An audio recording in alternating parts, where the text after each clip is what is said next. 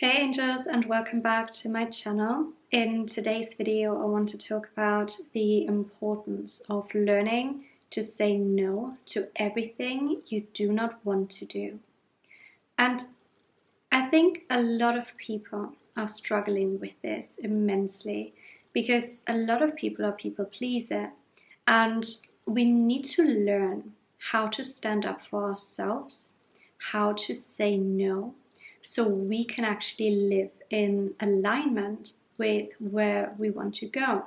You know, our goals, our dreams, the way we want to live our lives. So in order to live the life you want to live, you have to say no to everything that isn't in alignment with this reality. And as always, I'm going to speak from my own personal experience because this is all I know to be true. It's the same with everybody. We only know what we know. And your experience is teaching you a lot. So hopefully this is going to be helpful to you and it's going to inspire you in some way. So let's start with the example of my past jobs. So all throughout my life, even my school career, I always did things that I did not enjoy. I didn't enjoy going to school. I did not enjoy going to university. I did not enjoy doing all of these different kinds of jobs that I was trying out. I actually hated every second of this.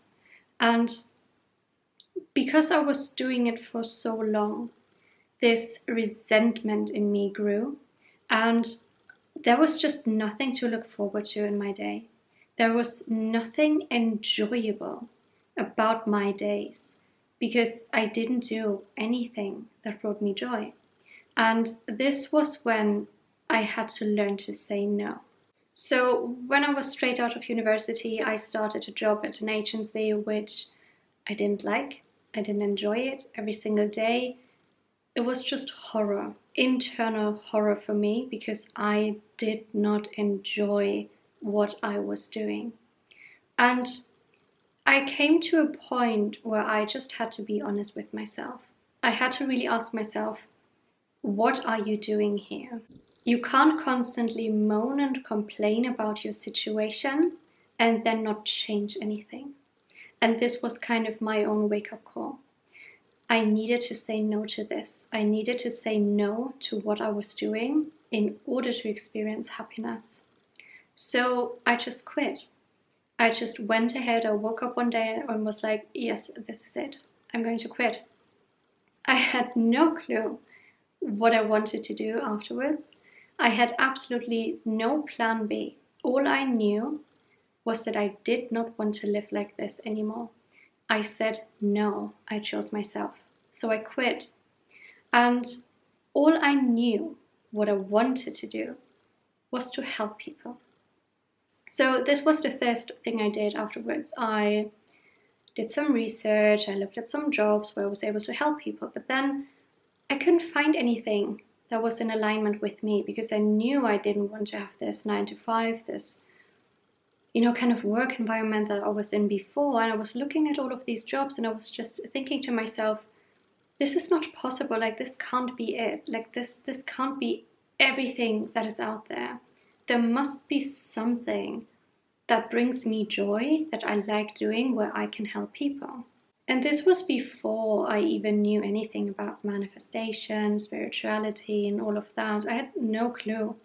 All I knew was that there has to be something out there. There has to be something that brings me joy. And it turns out there was. I just had to find it.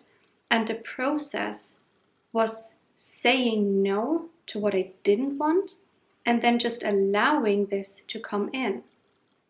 And this is exactly what happened. So a few months after I had quit my job, I started to get into tarot. And it was interesting because I remember at my old job, we talked about tarot, and this was the first time I had actually ever heard of this. Because again, I had no clue about spirituality, I had no clue about tarot and esoteric topics and anything like that. It was completely new to me.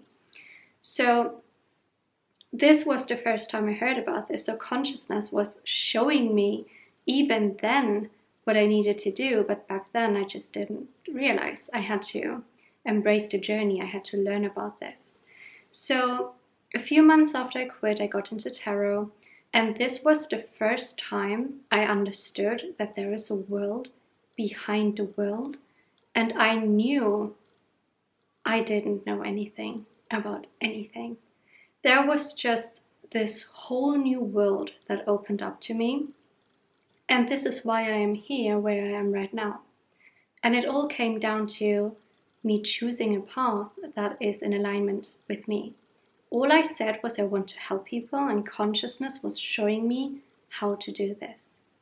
Now, I could have just started a job in, my regular field I was working in, but that wouldn't have changed anything. I would have just been at a different company, but I was still doing the same things that didn't bring me joy. So I had to choose myself. I had to take a leap of faith and just trust that I would find the right thing. And I did. So I guess the advice I can give from my personal experience is that once you put it out there and you say no to what you don't want, you allow this to happen. You allow new doors to open up for you, because consciousness listens to you. They know what you want. They know what you're doing. You just need to allow them to show you, to guide you the way. Another example would be friendships and relationships and learning to say no.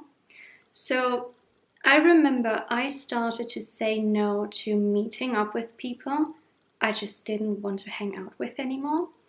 And when I look back at, romantic relationships and situations I was in, I wish back then I had the courage to say no, to really say, this is not what I want, this is not how I want to be treated. I'm saying no to this. But again, it's a process. I had to learn this. So when I started to actually stand up for myself, and it does not matter why you don't want to hang out with somebody. If somebody asks you, hey, we're going out to this restaurant tonight with this group of friends, would you like to come? You are allowed to say no. And this is what I started to do. I just said, no, actually, I don't want to go. I do not want to talk to them. I do not want to be in this energy anymore. I'm saying no. I'm choosing myself now. And the same with, dating, romantic relationships. When you do not want to go out with somebody, when somebody isn't treating you right, you can say no to this. You can actually say, this is not what I want. I am choosing myself. I do not want to date this person. I do not want to hang out with this person. And even if you are in a relationship that you are currently very, very unhappy in, you have to ask yourself, when will you choose yourself? Another example from my personal life is alcohol. So all throughout my life, I did not like alcohol. I didn't enjoy drinking it. I think it tastes absolutely vile. I do not like how it makes me feel, any type of alcohol. I think it's just disgusting.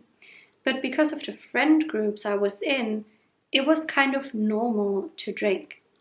And I would find myself saying yes to a glass of wine because everybody was drinking it, until eventually I was honest with myself. I was like, Anna, why are you doing this?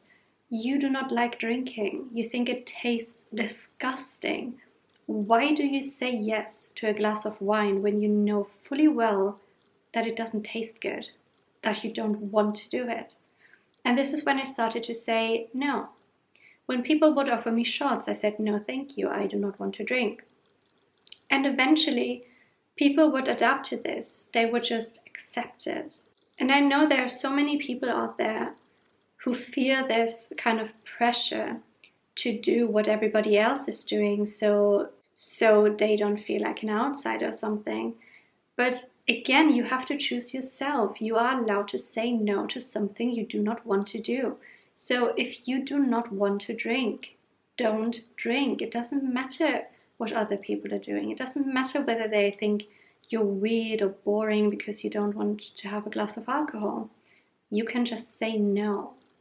Because honestly, it tastes vile. The same thing with coffee for me.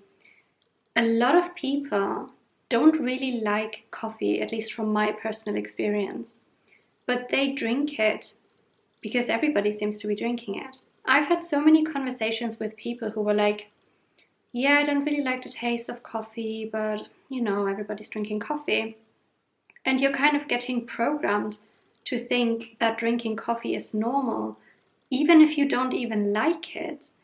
I had so many people throughout my entire life tell me, what, you don't like coffee? That is so weird. Actually, no, it's not. It is not weird not to like something.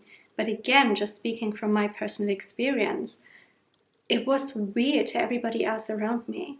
And then I think sometimes it dawned on them that actually they didn't like coffee either, but they were just drinking it because everybody seems to be drinking it.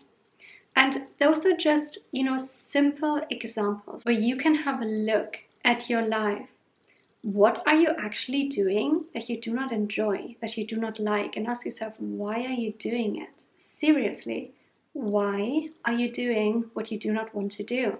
And honestly, learning to say no is so liberating. I would say 95% of the things I do now are actually things I enjoy doing. 5% are, stuff that sometimes we just have to do, things we do not actually want to do, but we just have to. There's no way around it. But wherever I have a choice, I will make a choice to do what I want to do.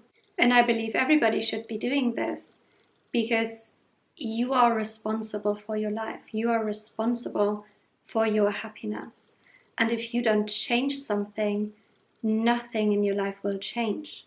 So I really hope you found some inspiration in this video, and I'm going to end this video with one question. When will you choose yourself?